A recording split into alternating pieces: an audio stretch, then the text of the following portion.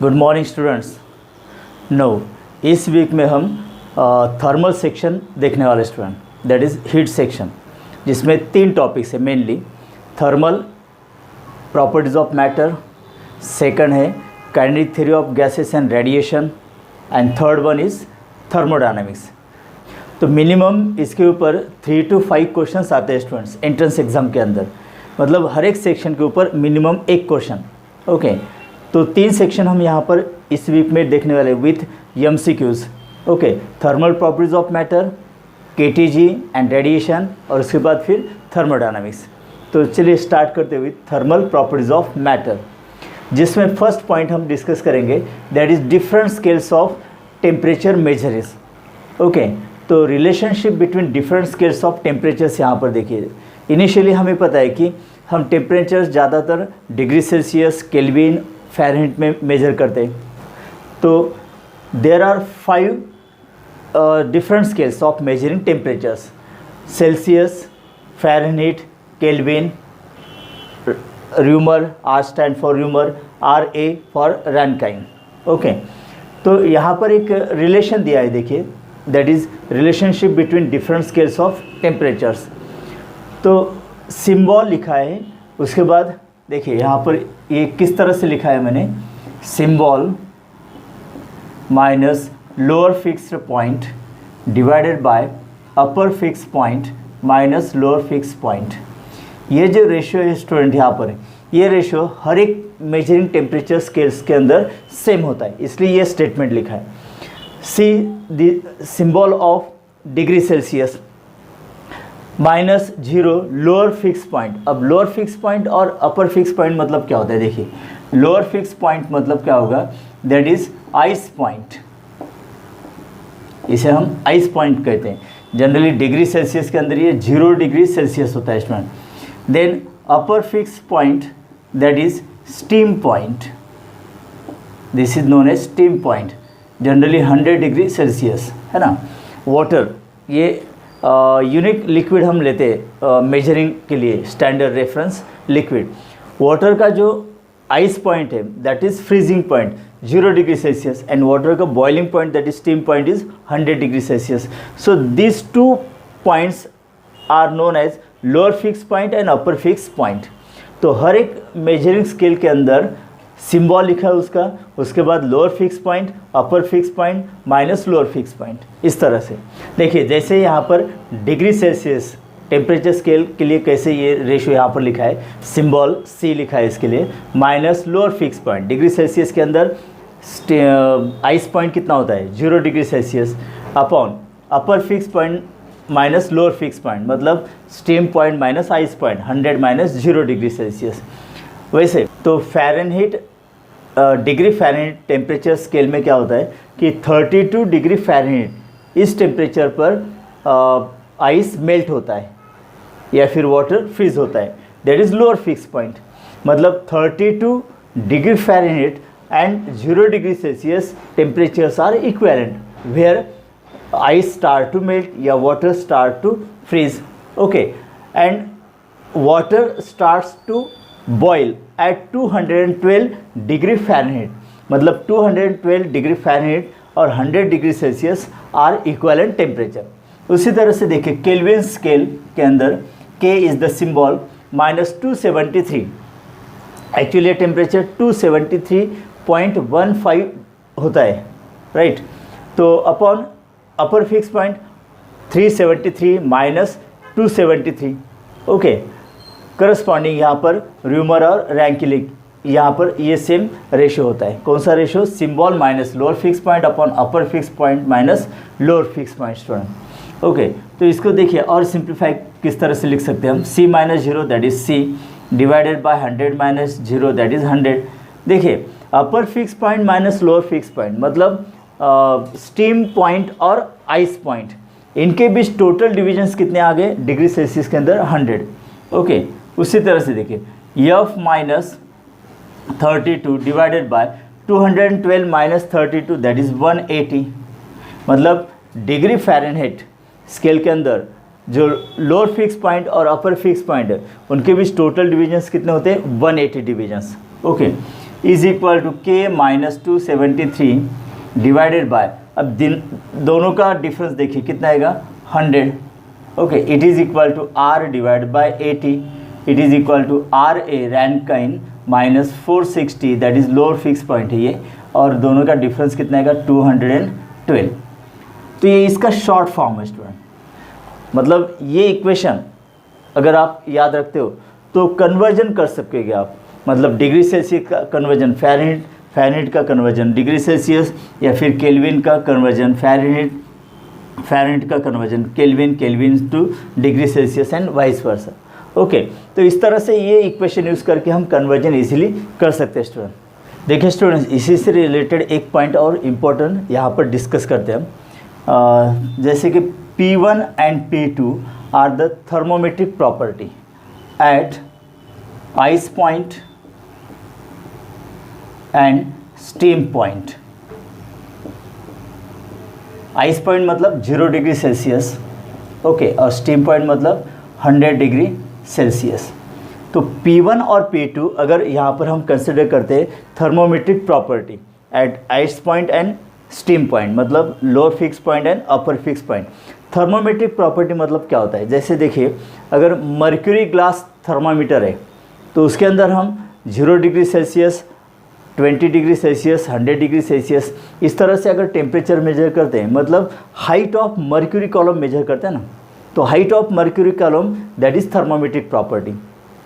Okay, then resistance thermometer के अंदर हम वायर का पर्टिकुलर वायर का रेजिस्टेंस मेजर करते हैं स्टूडेंट, तो रेजिस्टेंस ये यहाँ पर thermometric property, resistance, height of mercury column, volume, pressure, okay, etcetera are measured by using thermometer, different types of thermometers. तो इनके अंदर हम ये thermometric property at different temperatures measure करते हैं स्टूडेंट। तो let P1 and P2 are the thermometric property at ice point and steam point, okay, and let PT is the thermometric property at unknown temperature T, okay. तो इनके बीच relation क्या होता है, देखिए कि अगर डिग्री सेल्सियस के साथ हम इसका रेशियो कंपेयर करते हैं, यही फॉर्मूला यहाँ पर यूज़ करना है। तो डिग्री सेल्सियस के अंदर unknown temperature T, okay, minus lower fix point मतलब 0 upon upper fix point minus lower fix point 100 minus 0 is equal to, अब अननोन टेम्परेचर T के लिए करस्पॉन्डिंग थर्मोमेट्रिक प्रॉपर्टी है PT, okay, minus 0 degree Celsius मतलब ice point, उसके लिए corresponding thermometric property P1 upon ice point and steam point के लिए मतलब upper fix point minus lower fix points corresponding thermometric properties है P2 and P1, so P2 minus P1, okay, T minus 0 that is T divided by 100 is equal to PT minus P1 divided by P2 minus P1, okay, और T is equal to 100 in bracket PT minus P1 divided by P2 minus P1। तो इस फॉर्मूले से हम unknown temperature find out कर सकते हैं student, या फिर टेम्परेचर दिया है और उस टेम्परेचर पर थर्मोमेट्रिक प्रॉपर्टी क्या होगी PT, इसकी भी वैल्यू यहाँ से हम निकाल सकते हैं, राइट स्टूडेंट। नो, अब इसके बाद यहाँ पर एक पॉइंट देखिए, absolute zero temperature, absolute zero temperature, okay, जैसे हमें पता है कि डिग्री सेल्सियस ये मेजरिंग स्केल टेम्परेचर की कहाँ पर यूज़ होती है ज़्यादातर, to measure the temperature of atmosphere of any body, okay. Fahrenheit thermometer is used for medical purpose, right? Now Kelvin scale is used to measure the temperatures in laboratories, okay. Reaumur Rankine are used in industrial areas. Now absolute zero temperature, that is 0 Kelvin, 0 Kelvin. So 0 Kelvin is equal to minus 273 degree Celsius, that is actual value होती है minus 273.15 degree Celsius. इतना कम temperature होता है, मतलब kelvin scale starts from minus 273 degree Celsius, यहाँ से kelvin scale start होती है, जिसको हम 0 केल्विन कहते हैं। 0 केल्विन मतलब जहाँ पर एब्सोल्यूट जीरो टेम्परेचर होता है। इसका मीनिंग और क्या होता है, देखिए कि किसी गैस या किसी सॉलिड लिक्विड को अगर हम कूल करते हैं student below 0 degree Celsius, okay, -50, -100 up to -273 degree Celsius, तो वहाँ पर क्या होता है कि literally the vibrations of atoms molecule stops. तो वहाँ पर वाइब्रेशनल एनर्जी ऑफ मटेरियल नहीं होती है। देखिए students, at room temperature some elements are present in gaseous form, liquid and solid. तो हमें पता है कि अगर गैसेस का एग्जांपल लेते हैं हम, तो we know that gaseous molecules are always in random motion, vibration motion में होते हैं ना, मूविंग कंडीशन में, they are moving in different direction with different speeds, okay, random motion हम कहेंगे उसको। अगर हम उसको कूल करते हैं तो उनकी रैंडम मोशन कम होगी, डिस्टेंस बिटवीन मॉलिक्यूल्स कम होगा, वाइब्रेशन कम होता है, मतलब एम्पलीट्यूड ऑफ ऑसिलेशन कम होता है। अगर उसको ऑल कूल करते हैं तो उसका conversion liquid then solid, okay, till the particles in liquid and solid also vibrating, okay. तो जैसे जैसे हम उसको कूल करते हैं स्टूडेंट, मतलब उसमें से हीट एनर्जी बाहर इवॉल्व होती है, तो इसके कारण क्या होगा कि ऑसिलेशन का एम्पलीट्यूड, मतलब एम्पलीट्यूड ऑफ ऑसिलेशन डिक्रीजिंग होता है। एंड ऐसे करते करते अगर -273 डिग्री सेल्सियस तक उस ऑब्जेक्ट को लाते हैं हम, तो उसके अंदर वाइब्रेशनल एनर्जी नहीं रहती है, that atoms molecule stop performing vibrations. तो ऐसे इसमें इंटरनल एनर्जी या फिर वाइब्रेशन एनर्जी ऑफ सब्सटेंस नहीं होता है। तो इस टेम्परेचर पर उसका वॉल्यूम 0 हो जाता है, प्रेशर 0 हो जाता है, और काइनेटिक एनर्जी भी 0 हो जाती है, मतलब internal energy of the substance 0 हो जाती है। तो इसका मतलब अगर उसके अंदर इंटरनल एनर्जी नहीं है, मतलब टेम्परेचर भी 0 हो जाता है। So this is known as absolute zero temperature. तो ऑलमोस्ट ऑल सब्सटेंसेस, ओके, जिनकी काइनेटिक एनर्जी, प्रेशर, वॉल्यूम 0 हो जाता है at this temperature, so this is known as absolute zero temperature. मतलब टेम्परेचर एब्सोल्यूट जीरो होता है बिकॉज इंटरनल एनर्जी उसके अंदर नहीं होती है student. So this is absolute zero temperature, okay. देखिए स्टूडेंट, इसके ऊपर एक बेसिक लेवल का एमसीक्यू आ सकता है, ओके। नेक्स्ट इसमें देखिए थर्मल एक्सपांशन। देखिए यहाँ पर अगर हम मेटल क्यूब कंसिडर करते हैं, this is metal cube, okay, at 0 degree Celsius. अगर इसकी लेंथ है यहाँ पर L0, ओके, इसका सरफेस एरिया है A0 एंड वॉल्यूम है यहाँ पर V0, okay, at 0 degree Celsius. अगर इसको हीट देते हैं स्टूडेंट इस मेटल क्यूब को, तो it uniformly expands in all directions. मतलब यहाँ पर एक्सपांशन के बाद क्या होगा, यहाँ पर इसकी लेंथ इंक्रीज होगी, ओके, सरफेस एरिया भी इंक्रीज होगा और वॉल्यूम भी इंक्रीज होगा। तो at T degree Celsius length is LT, surface area is AT, okay, और वॉल्यूम होगा VT। तो यहाँ पर तीनों तरह के एक्सपांशंस होते हैं।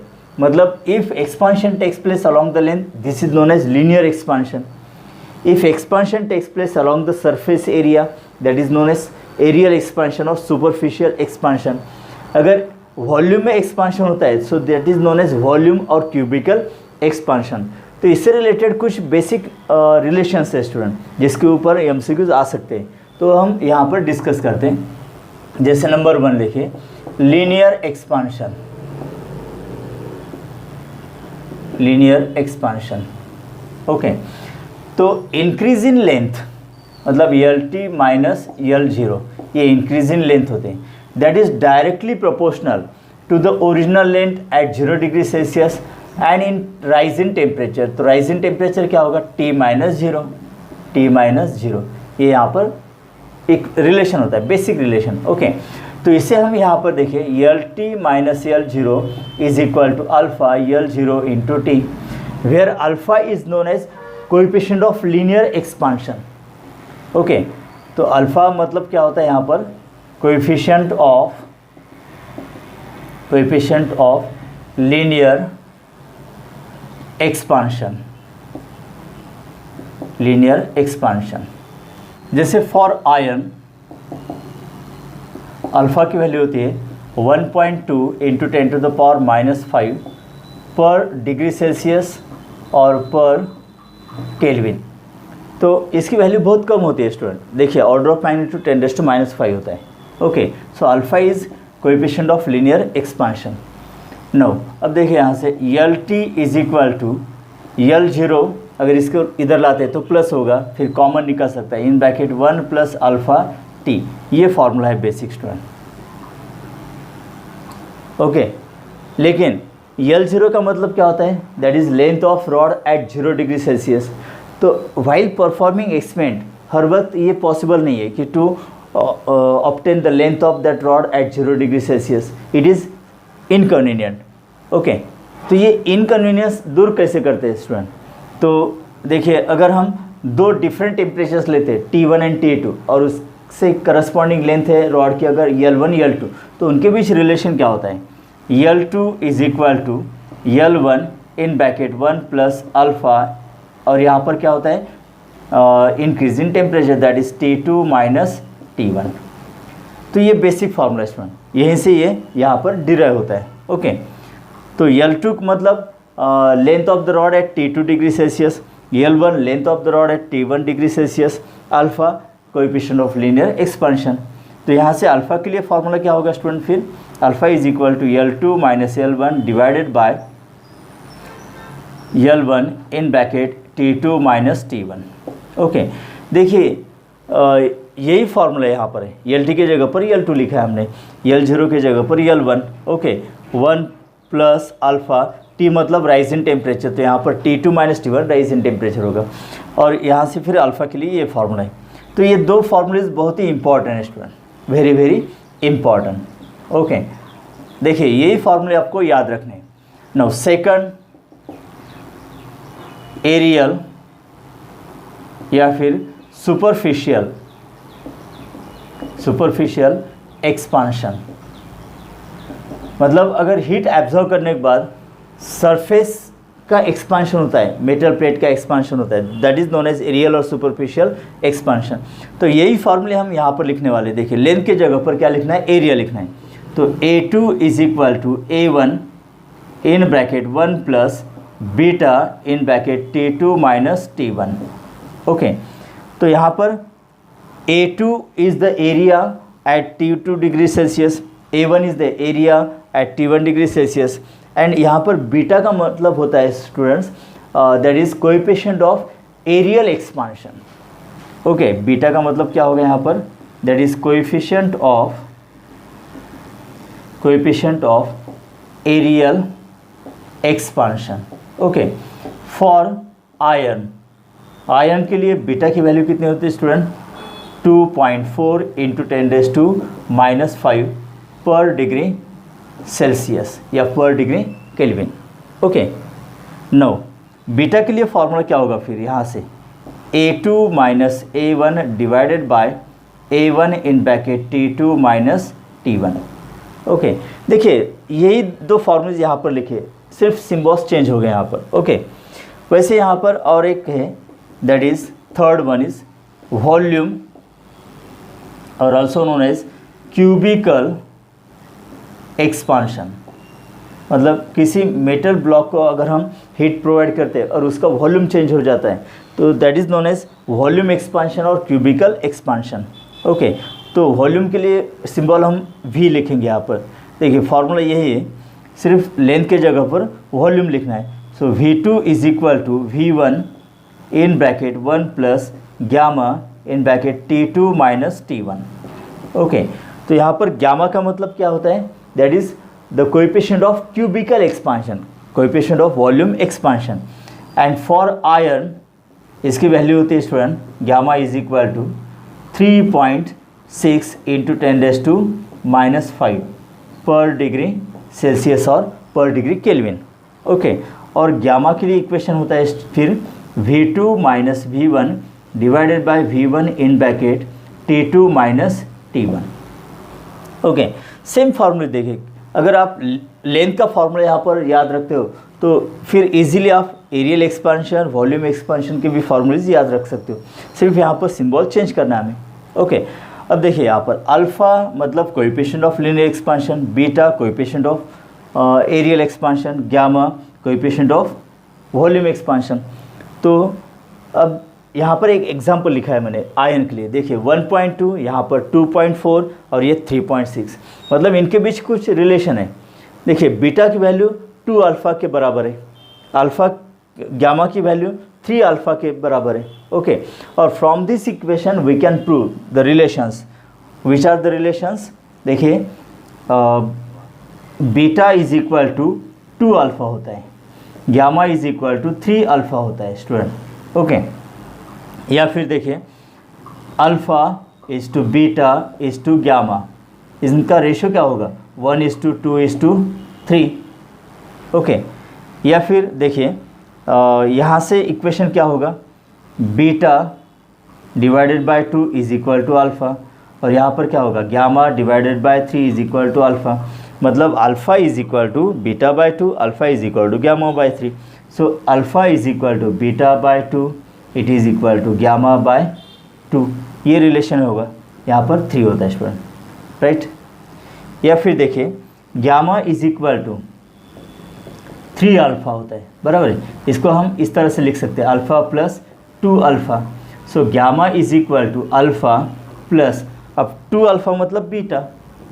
ओके, तो ये डिफरेंट इक्वेशंस यहाँ पर मिलते हैं student, gamma is equal to alpha plus beta, इस तरह से, right. Okay students, now applications of thermal expansion, यहाँ पर 3 मेन इंपॉर्टेंट एप्लीकेशंस हम डिस्कस करने जा रहे हैं स्टूडेंट। तो यहाँ पर फर्स्ट देखिए बायमेटेलिक स्ट्रिप। बायमेटेलिक स्ट्रिप मतलब क्या होता है कि यहाँ पर 2 मेटल स्ट्रिप्स होंगे and they are welded at the centre. देखिए ये फर्स्ट मेटल स्ट्रिप और ये सेकंड मेटल स्ट्रिप है। ओके, और दोनों की जो लेंथ है, लेंथ यहाँ पर सेम है यल, और यहाँ पर भी लेंथ सेम होगी, और थिकनेस भी सेम है दोनों का। ओके, डी स्मॉल डी, ठीक है, लेकिन मटेरियल अलग अलग है, 2 मेटल्स अलग अलग हैं। लेट फर्स्ट मेटल का कोएफिशिएंट ऑफ लीनियर एक्सपांशन है अल्फ़ा 1, ओके, और सेकंड का है यहाँ पर अल्फ़ा 2। तो इस बायमेटेलिक स्ट्रिप को अगर हम हिट देते हैं स्टूडेंट, तो यहाँ पर क्या होगा कि बीइंग डिफरेंट मटेरियल्स, ये मेटल्स अलग अलग है, उनके लीनियर कोएफिशिएंट्स अलग अलग है, इसलिए उनका एक्सपांशन, लीनियर एक्सपांशन भी अलग अलग होगा। ओके, तो लीनियर एक्सपांशन एक साथ नहीं होगा। ओके, मतलब लीनियर एक्सपांशन सेम नहीं होगा, कम ज़्यादा होगा। मान लेते हैं यहाँ पर अल्फ़ा 2 की वैल्यू अल्फ़ा 1 से ज़्यादा है। ओके, तो फिर after absorbing heat that metal strip, मतलब bimetallic strip does not remain in horizontal level, तो वहाँ पर ये बेंड हो जाएगा। ओके, और जिसका कोएफिशिएंट ऑफ लीनियर एक्सपांशन ज़्यादा है स्टूडेंट, वो कॉन्वेक्स साइड में रहेगा। देखिए इस तरह से बेंडिंग होगा। So this is convex side, ये कॉन्वेक्स साइड है ना, और ये कॉन्केव साइड है। तो कॉन्वेक्स साइड पर कौन सा मेटल स्ट्रिप रहता है जिसका कोएफिशिएंट ऑफ लीनियर एक्सपांशन ज़्यादा होगा। ओके, तो ये फर्स्ट मेटल स्ट्रिप, ये सेकंड मेटल स्ट्रिप, हमने alpha 2 greater than alpha 1 consider किया था। तो इस तरह से ये कर यहाँ पर प्लेट तैयार होगी। ओके, तो इस तरह से ये कर मेटल प्लेट यहाँ पर तैयार होगी, मतलब बायमेटेलिक स्ट्रिप ऑफ कर बायमेटेलिक स्ट्रिप होगी। तो ये कर जो होगा, इस आर्क का एक सर्कल होगा। ओके, सपोज यहाँ पर ये सेंटर मानते हैं ओ, तो इसकी जो रेडियस होती है इस आर्क की, तो that radius is given by the formula radius of arc is equal to d divided by alpha 2 minus alpha 1 in bracket T2 minus T1। Alpha 2 minus alpha 1 मतलब difference of linear coefficient. Okay, coefficient of linear expansion का डिफरेंस। T2 minus T1 मतलब क्या होता है, suppose initial temperature है T1 और बाद में इसका टेम्परेचर है T2, मतलब राइज इन टेम्परेचर, तो temperature difference T2 minus T1। तो इस फॉर्मूले से हम यहाँ पर इस आर्क की रेडियस निकाल सकते हैं। ओके, दूसरा एप्लीकेशन है स्टूडेंट थर्मल स्ट्रेस। सपोज यहाँ पर 2 रिजिड सपोर्ट्स है P एंड Q, और उनके बीच एक मेटल रॉड फिक्स किया है, ओके, फेस टू फेस यहाँ पर है, मेटल रॉड फिक्स किया है। नो इनिशियल लेंथ इसकी सपोज हम L1 कंसिडर करते हैं, राइट, इसका coefficient of linear expansion alpha है। नो अगर इसको हम हीट प्रोवाइड करते हैं स्टूडेंट, इसको अगर हम हीट प्रोवाइड करते हैं तो ये यहाँ पर रॉड की लेंथ क्या होगी, इंक्रीज होगी, लॉन, ओके, तो इस तरह से इस रॉड की लेंथ इंक्रीज होगी, L2 होगी लेंथ, राइट। लेकिन यहाँ पर ये रिजिड सपोर्ट फिक्स है तो लेंथ इसकी एक्चुअल में इंक्रीज नहीं होगी, लेकिन ये एंड्स ऑफ द रॉड इस रिजिड सपोर्ट्स के ऊपर फोर्स और स्ट्रेस एक्सर्ट कर सकते हैं, ओके। तो ये जो स्ट्रेस एक्सर्ट करता है that is known as thermal stress, और इस थर्मल स्ट्रेस का फॉर्मूला क्या है student, thermal stress is equal to Y alpha delta theta. देखिए वाई मतलब that is Young's modulus of this metal, alpha that is coefficient of linear expansion, delta theta का मतलब यहाँ पर क्या होगा, change in temperature that is rise in temperature, okay. No stress का मतलब हमें पता है, यहाँ पर देखिए स्ट्रेस मतलब क्या होता है, force per unit area, it is equal to Y alpha delta theta, या फिर एफ के लिए फॉर्मूला क्या होगा, Y alpha A delta theta. तो that is known as thermal force, मतलब ये फोर्स कौन सा होगा, while expanding the length of this metal rod the rigid supports are fixed, okay, therefore the length of the metal rod will not expand, तो इसके वजह से यहाँ पर एक फोर्स एक्सर्ट होगा, thermal force on both the ends, and that thermal force can be obtained by using this equation y alpha a delta theta. y that is Young's modulus of this metal rod, alpha coefficient of linear expansion, a मतलब क्या होगा, इस rod का जो cross sectional area है A, okay, और delta theta मतलब rise in temperature, restaurant. No third application देखिए यहाँ पर, that is effect of temperature on pendulum clock. No देखिए पेंडुलम क्लॉक के अंदर एक रॉड होता है and at the end there is a bob, and that pendulum clock oscillate to and fro continuously, okay. तो सिंपल पेंडुलम यहाँ पर होता है। नो जैसे देखिए summer, during summer heat of the atmosphere increase होती है, मतलब टेम्परेचर इंक्रीज होता है, तो वहाँ पर फिर length of the simple pendulum increase होगी। अगर लेंथ इंक्रीज होती है तो पीरियोडिक टाइम भी चेंज होगा, because we know that periodic time that is directly proportional to root square root of L, ये फॉर्मूला स्टूडेंट, राइट। तो अगर लेंथ इंक्रीज हो जाती है पेंडुलम क्लॉक की तो यहाँ पर पीरियोडिक टाइम भी चेंज होता है, तो ये रिलेशन यहाँ पर। अगर एटमॉस्फेयर का टेम्परेचर चेंज होगा स्टूडेंट तो इसलिए पेंडुलम क्लॉक का पीरियोडिक टाइम भी चेंज होगा। तो देखिए यहाँ पर कि change in time period of pendulum clock that delta T, capital T stand for time यहाँ पर, ओके।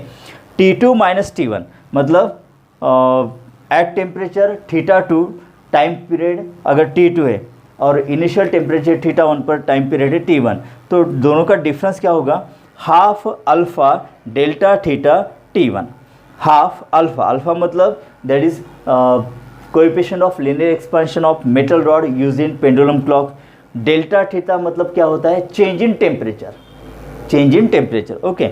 और T1 का मतलब initial periodic time of, that is original periodic time of that pendulum clock. तो यहाँ पर ये नो इन समर क्या होता है, देखिए in summer there is rise in temperature, तो इसके वजह से यहाँ पर क्या होगा कि पीरियोडिक टाइम इंक्रीज होगा, so there is loss in time period, okay, there is loss in time period. And during winter क्या होता है कि टेम्परेचर फॉल होता है, इसलिए यहाँ पर फॉल इन टेम्परेचर होगा और टेम्परेचर वहाँ पर कम होगा एक्चुअल पीरियोडिक टाइम से, तो वहाँ पर क्या होगा फिर गेन इन टाइम पर ऑसिलेशन होता है स्टूडेंट, ओके। नाउ नेक्स्ट देखिए स्टूडेंट, एक्सपांशन ऑफ लिक्विड। अगर किसी लिक्विड को हम हीट प्रोवाइड करते हैं स्टूडेंट तो लिक्विड एक्सपांड होगा, लेकिन उससे पहले कंटेनर एक्सपांड होता है। The observe expansion of liquid is known as apparent expansion of liquid and which is different from real expansion of liquid. Okay, so coefficient of apparent expansion of liquid is defined as the apparent increase in volume per unit original volume per 1 degree rise in temperature. So this is coefficient of apparent expansion. Now coefficient of real expansion of liquid is defined as the real increase in volume per unit original volume per 1 degree Celsius rise in temperature. Okay, now अब apparent expansion and real expansion के बीच relation क्या होता है student?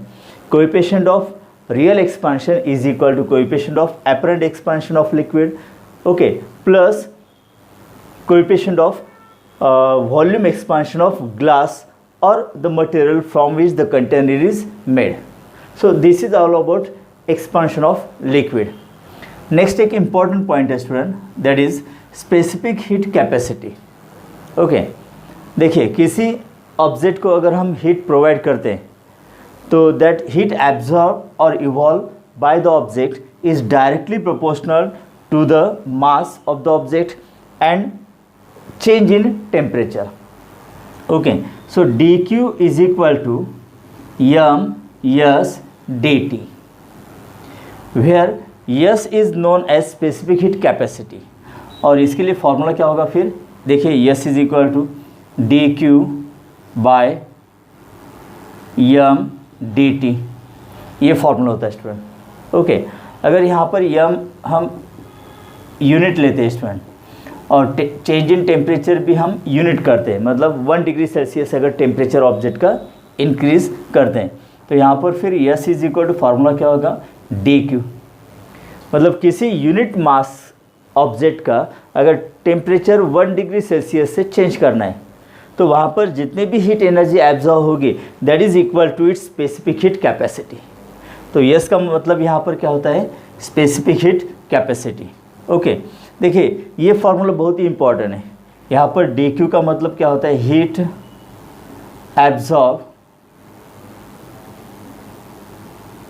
Absorb और evolve.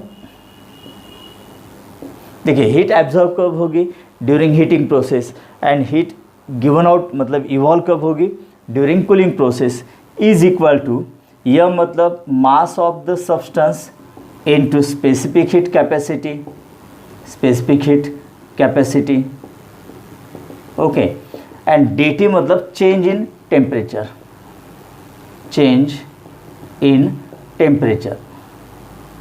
देखिए heat absorb अगर होता है तो यहाँ पर इंक्रीज इन टेम्परेचर होगा. हीट इवॉल्व होता है तो यहाँ पर dt मतलब क्या होगा? Fall in temperature. तो ये इंपॉर्टेंट इक्वेशन है स्टूडेंट. मतलब किसी ऑब्जेक्ट को अगर हम हीट प्रोवाइड करते हैं तो heat absorb is given by this formula m/s dt, where s is specific heat capacity of particular material. तो specific heat capacity of different materials are different but it is constant property. Okay, m mass of that substance, dt change in temperature. अगर change in temperature 1 degree Celsius या फिर 1 degree kelvin से होता है, okay, तो फिर वहाँ per unit mass अगर होता है तो फिर specific heat capacity and the heat amount absorb is equivalent. देखिए फिर से एक बार यहाँ पर m is equal to 1, dt मतलब चेंज इन टेम्परेचर करना है 1 डिग्री सेल्सियस से. यूनिट मास है और उसका टेम्परेचर हमें 1 डिग्री सेल्सियस से चेंज करना है. ओके, तो जो यहाँ पर हीट एनर्जी एब्जॉर्ब होगी और इवॉल्व होगी that is equivalent to its specific heat capacity. So specific heat capacity is defined as the amount of heat required to increase unit mass of temperature by 1 degree Celsius, right? Now dq is equal to m/s. अगर हम यहाँ पर dt की value 1 लेते हैं student, 1 degree Celsius और 1 kelvin, ठीक है. तो अगर किसी ऑब्जेक्ट का मास 1 डिग्री सेल्सियस से अगर इंक्रीज या डिक्रीज करना है, चेंज करना है, तो यही फार्मूला क्या होगा फिर? dq is equal to ms. m is mass of that object, it may be 1 kilogram, 2 kilogram, okay, different mass, मतलब यूनिट मास नहीं होगा यहाँ पर. Now S मतलब specific heat capacity. So this is also known as heat capacity. Heat capacity. Okay, heat capacity निकालने के लिए ये फार्मूला स्टूडेंट. तो हीट कैपेसिटी का मतलब क्या होता है? The amount of heat required to increase the whole mass of object by 1 degree Celsius और 1 केल्विन.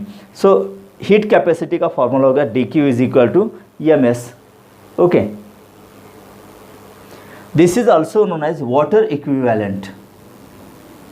वाटर इक्विवेलेंट, इसे हम वाटर इक्विवेलेंट भी कहते हैं student, right. Now next important point, calorimetry. तो यहाँ पर पहले हम प्रिंसिपल देखेंगे कैलोरीमेट्री का. देखिए, कैलोरीमेट्री का मीनिंग क्या होता है? This is the branch of physics which deals with the measurement of temperature known as calorimetry. Okay, तो यहाँ पर एक प्रिंसिपल होता है student, principle of heat exchange.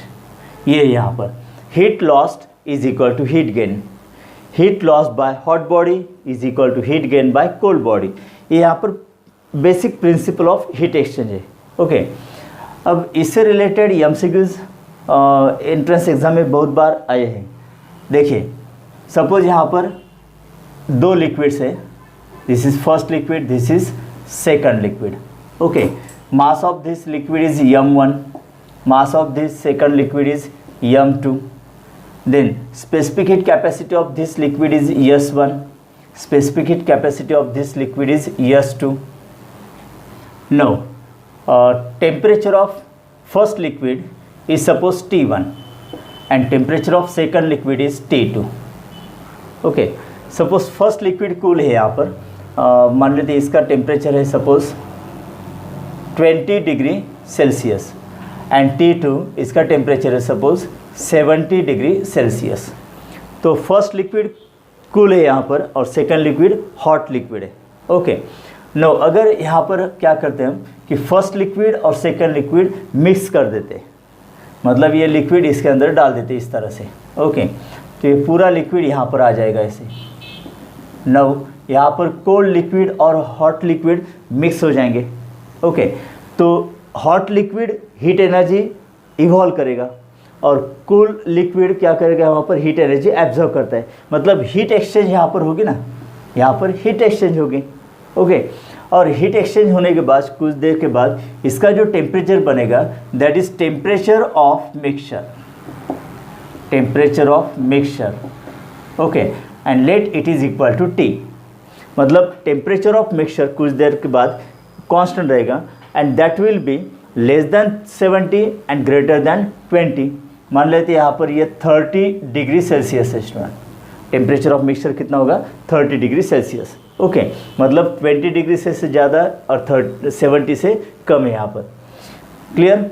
मतलब कूल लिक्विड और हॉट लिक्विड अगर मिक्स कर देते तो यहाँ पर हीट एक्सचेंज होगा. Hot liquid heat energy loss करेगा, cool liquid heat energy gain करेगा. तो वहाँ पर heat lost by hot liquid is equal to heat gained by cool liquid.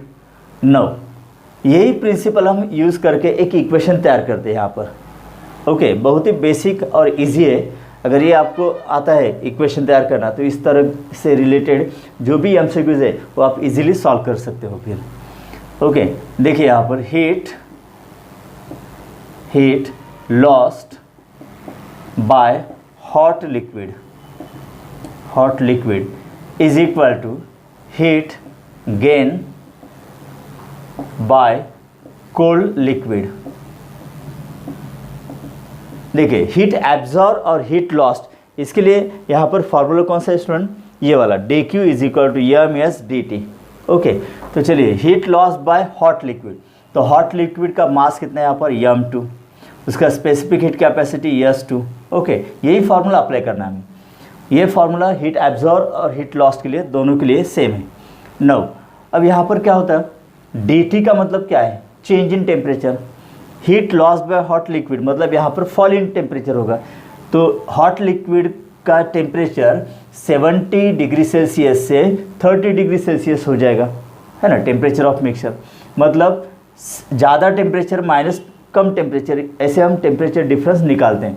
तो यहाँ पर देखिए T2 माइनस टी लिखना होगा, T2 minus T, okay. It is equal to heat gain by cold liquid. देखिए कोल्ड लिक्विड का mass है यहाँ पर m1, specific heat capacity S1। अब इसका टेम्परेचर इंक्रीज हुआ है 20 से 30, ओके। तो यहाँ पर राइज इन टेम्परेचर होगा 30, मतलब ये 20 है और 30 हुआ है, मतलब 10 डिग्री सेल्सियस से टेम्परेचर राइज हुआ है। तो कैसे निकालेंगे हम, ज़्यादा temperature minus come temperature, 30 minus 20 that is T minus T1, okay, T minus T1। कभी भी देखिए टेम्परेचर डिफरेंस अगर निकालना है तो आपको ज़्यादा टेम्परेचर माइनस कम टेम्परेचर ऐसा डिफरेंस लेना होगा। तो ये इक्वेशन यहाँ पर मिल गया स्टूडेंट हमें, ओके। तो गिवन डाटा जैसे होगा उस हिसाब से हम फिर वैल्यूज़ रख कर जो वैल्यू यहाँ पर पूछे वो निकाल सकते हैं। तो इस तरह से ये इजी इक्वेशन हम लिख सकते हैं, right. Next point, latent heat. ये एक इम्पॉर्टेंट पॉइंट है student while calculating MCQs, okay. Calorimetry का ये एक इम्पॉर्टेंट कॉन्सेप्ट है। लैटेंट हीट का मतलब क्या होता है, द अमाउंट ऑफ हीट या फिर quantity of heat required to change unit mass of substance from one state to other state of matter. देखिए at melting point the substance changes from solid to liquid state and at boiling point the substance changes from liquid to its gaseous state. तो ऐसे दो processes पर, मतलब melting process and boiling process पर जो heat energy absorb होती है which is not shown bye thermometer, okay, that's why it is known as latent heat. Latent का मीनिंग होता है हिडन, ओके, अदृश्य। So latent heat is nothing but the amount of heat required to change the state of matter of the substance. देखिए जो heat energy यहाँ पर absorb होती है that is mainly depends upon its mass, okay. So dq directly proportional to m, therefore dq is equal to ml, where L is known as latent heat. So latent heat के लिए formula क्या होगा, dq by m, okay.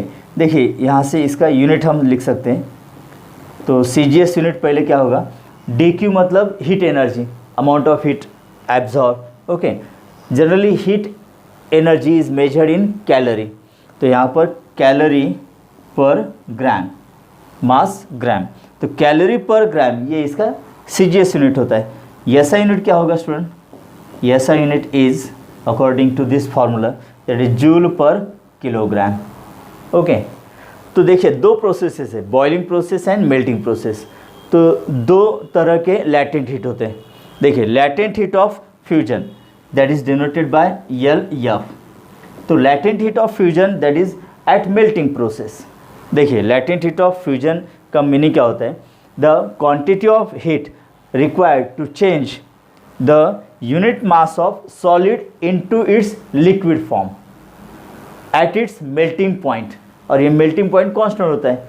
देखिए for example अगर हम 0 degree Celsius का ice लेते हैं स्टूडेंट किसी बीकर के अंदर, ओके, और एक थर्मोमीटर वहाँ पर फिक्स करते हैं to measure the temperature change. तो एक तरफ अगर हम हीट प्रोवाइड करते हैं तो ice absorbs heat energy, starts melting, okay. तो मेल्टिंग प्रोसेस वहाँ पर होगी, लेकिन थर्मोमीटर के अंदर टेम्परेचर 0 डिग्री सेल्सियस से रहता है, ओके। अगर हाफ आइस वहाँ पर मेल्ट हो जाता है, मतलब आइस प्रेजेंट है और वाटर लिक्विड भी प्रेजेंट है वहाँ पर, फिर भी temperature of thermometer remains same 0 degree Celsius. मतलब एक तरफ हीट एब्जॉर्ब होती है, मेल्टिंग प्रोसेस भी हो रही, conversion of ice into liquid water भी होता है, लेकिन थर्मोमीटर के अंदर टेम्परेचर राइज नहीं होता है, वो 0 डिग्री सेल्सियस रहता है। मतलब जो भी हीट यहाँ पर एब्जॉर्ब होगी which is completely used to convert solid ice into liquid water, so that is known as latent heat of fusion, okay. And for ice latent heat of fusion it is equal to 80 calorie per gram। ये 80 calorie per ग्राम होता है। मतलब 1 gram ice का conversion पूरी तरह से अगर 1 gram water में करना है तो उसके लिए हीट एनर्जी कितनी लगती है, 80 कैलोरी, इतनी हीट एनर्जी लगती है स्टूडेंट, राइट। वैसे लैटेंट हीट ऑफ वेपराइजेशन ये बॉइलिंग प्रोसेस पर होता है। बॉइलिंग प्रोसेस पर भी देखिए कि 100 डिग्री सेल्सियस का वाटर एंड बॉइलिंग स्टार्ट हुआ है, ओके। थर्मोमीटर के अंदर टेम्परेचर कितना होता है, 100 डिग्री सेल्सियस। नो, एक तरफ अगर कंटिन्यूसली हीट प्रोवाइड करते हैं तो conversion of water into water vapour होता है, लेकिन थर्मामीटर के अंदर टेम्परेचर राइज नहीं होता जब तक कि पूरा वाटर कन्वर्ट नहीं होता है वाटर वेपर के अंदर. So that latent heat of vaporization. So for water latent heat of vaporization is 540 calorie per gram. जिसका मीनिंग क्या होता है कि 1 ग्राम वाटर का कन्वर्जन अगर 1 ग्राम वाटर वेपर में करना है पूरी तरह से तो 540 कैलोरी इतनी हीट एनर्जी उसको एब्जॉर्व करनी होगी. राइट. नाउ नेक्स्ट देखिए स्टूडेंट, हीटिंग कर्व. ये भी एक बहुत ही इंपॉर्टेंट पॉइंट है यहाँ पर. हीटिंग कर्व के साथ हम यहाँ पर कुछ फॉर्मूलेज भी डिस्कस करने वाले हैं. ओके देखिए, heating curve along x axis there is time taken and along y axis temperature. Okay देखिए यहाँ पर 0 से कम टेम्परेचर है. मान लेते हैं यहाँ पर -10 डिग्री सेल्सियस है. तो यहाँ पर क्या होगा, अगर वाटर का एग्जांपल लेते हैं तो -10 डिग्री सेल्सियस पर आइस फॉर्म में होगा ना, सॉलिड वाटर होगा. देखिए यहाँ पर एक आइस कंसिडर करते हैं हम. This is ice. ओके और इसका टेम्परेचर कितना है यहाँ पर -10 डिग्री सेल्सियस. अगर इसको हीट एनर्जी प्रोवाइड करते हैं हम, heat is given to this -10 degree Celsius ice, तो यहाँ पर क्या होगा, आइस का टेम्परेचर इंक्रीज होगा स्टूडेंट. देन अब इसका टेम्परेचर अगर -10 डिग्री सेल्सियस है तो -9 -8 -7 ऐसे करते करते -2 -1 0 डिग्री सेल्सियस. मतलब -10 डिग्री सेल्सियस आइस का कन्वर्जन 0 डिग्री सेल्सियस आइस में होता है. इसका टेम्परेचर कितना होगा, 0 डिग्री सेल्सियस. देखिए इस दौरान स्टेट ऑफ मैटर चेंज हुई क्या, नहीं. आइस है मतलब सॉलिड फॉर्म है, यहाँ पर सॉलिड स्टेट है और यहाँ पर भी सॉलिड स्टेट है. सिर्फ इस आइस का टेम्परेचर इंक्रीज हुआ है. तो जब स्टेट ऑफ मैटर चेंज नहीं होती स्टूडेंट, स्टेट ऑफ मैटर वही रहती है, तब जो हीट एनर्जी एब्जॉर्ब होती है that is given by the formula dq is equal to ms dt. Okay तो यहाँ पर लिखेंगे हम ms dt. ओके और ये s का मतलब क्या होगा, that is specific heat capacity of ice, इसलिए SI लिखेंगे हम. ओके तो SI की वैल्यू कितनी होती है, देखिए आइस के लिए स्पेसिफिक हीट कैपेसिटी होती है half. Okay this is calorie per gram degree Celsius. तो ये स्पेसिफिक हीट कैपेसिटी का यूनिट है स्टूडेंट. तो आइस का स्पेसिफिक हीट कैपेसिटी होता है हाफ. ओके नो अब ये 0 डिग्री सेल्सियस आइस मतलब ग्राफ यहाँ तक आएगा, यहाँ तक. अब आइस का टेम्परेचर कितना है, 0 डिग्री सेल्सियस है ना. नो अब इस 0 डिग्री सेल्सियस आइस को कंटिन्यूसली अगर हम हीट प्रोवाइड करते हैं स्टूडेंट तो इसका यहाँ पर वाटर में कन्वर्ट होगा, मतलब मेल्टिंग प्रोसेस होगी. ओके तो यहाँ पर वाटर कन्वर्ट होगा पूरी तरह से और जिसका टेम्परेचर कितना होगा, 0 डिग्री सेल्सियस. देखिए जब आइस स्टार्ट होगा मेल्टिंग तो यहाँ पर होगा. ओके कुछ आइस अगर मेल्ट हो जाता है वाटर के अंदर तो आइस और वाटर दोनों वहाँ पर कोएग्जिस्ट होते हैं यहाँ तक. ओके और ये पॉइंट मतलब क्या कि पूरा आइस वहाँ पर 0 डिग्री सेल्सियस वाटर में कन्वर्ट हुआ है. ओके देखिए टेम्परेचर सेम है ना, इसलिए ग्राफ भी यहाँ पर exactly along the x axis है. राइट. सो यहाँ पर मेल्टिंग प्रोसेस होती है. कौन सी प्रोसेस होगी, मेल्टिंग प्रोसेस. ओके और मेल्टिंग प्रोसेस के दौरान जब तक पूरा आइस कन्वर्ट होने जाता है वाटर के अंदर तब तक उसका टेम्परेचर फिक्स रहता है. And the heat amount absorb is not shown in the thermometer, that's why it is known as latent heat of fusion. Okay तो जब यहाँ पर देखिए सॉलिड है और यहाँ पर स्टेट कौन सी आ गई, लिक्विड. तो स्टेट ऑफ मैटर अगर चेंज हो जाता है तो वहाँ पर जो हीट एनर्जी एब्जॉर्ब होगी that is given by this formula. तब ये फार्मूला यूज़ करना है student. Okay this is m into L. तो यहाँ पर सॉलिड से लिक्विड हुआ है, so latent heat of fusion. Okay और इस आइस के लिए LF की वैल्यू कितनी होगी, मतलब latent heat of fusion that is 80 calorie per gram. Right. अब 0 डिग्री सेल्सियस का वाटर यहाँ पर आ गया, मतलब देखिए ABC. ओके सी पॉइंट पर पूरे आइस यहाँ पर वाटर में कन्वर्ट हुआ है. अब वाटर का टेम्परेचर कितना है, 0 डिग्री सेल्सियस. अगर इसको हम कंटिन्यूसली हीट एनर्जी प्रोवाइड करते हैं स्टूडेंट, ओके तो अब वाटर का टेम्परेचर इंक्रीज होगा 1 degree Celsius, 5 degree Celsius, 10, 20, 30, 40 up to 80, 90 and 100 तक. तो यहाँ पर टेम्परेचर है सपोज ये 100 डिग्री सेल्सियस टेम्परेचर है। ओके, जब 100 डिग्री सेल्सियस का वाटर यहाँ पर तैयार होगा तब बॉइलिंग प्रोसेस स्टार्ट होगी। देखिए, तो यहाँ पर हमने वाटर का कन्वर्जन वाटर में ही किया है, लेकिन इसका टेम्परेचर कितना हुआ है अब 100 डिग्री सेल्सियस। मतलब लिक्विड स्टेट थी, अब ये भी लिक्विड स्टेट है। तो स्टेट ऑफ मैटर चेंज हुई कि यहाँ पर नहीं, लिक्विड वाटर है, लिक्विड वाटर, लेकिन टेम्परेचर इंक्रीज हुआ है because heat is absorb. Now यहाँ पर जो हीट एनर्जी एब्जॉर्ब होगी, ओके, तो फॉर्मूला कौन सा होगा, M S D T.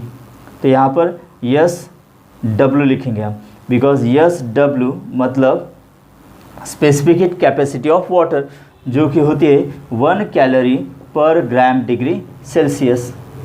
Okay, देखिए आपको क्या समझ में आ रहा है पर कि अगर स्टेट ऑफ मैटर चेंज नहीं होती है तो फॉर्मूला कौन सा यूज़ करना है, मास specific heat capacity change in temperature. जब स्टेट ऑफ मैटर चेंज हो जाती है सॉलिड टू लिक्विड, तब यहाँ पर ये फॉर्मूला यूज़ करना है, mass into latent heat of fusion. अब देखिए 100 डिग्री सेल्सियस का वाटर है, ओके, यहाँ पर ये पॉइंट तक आ गए हम।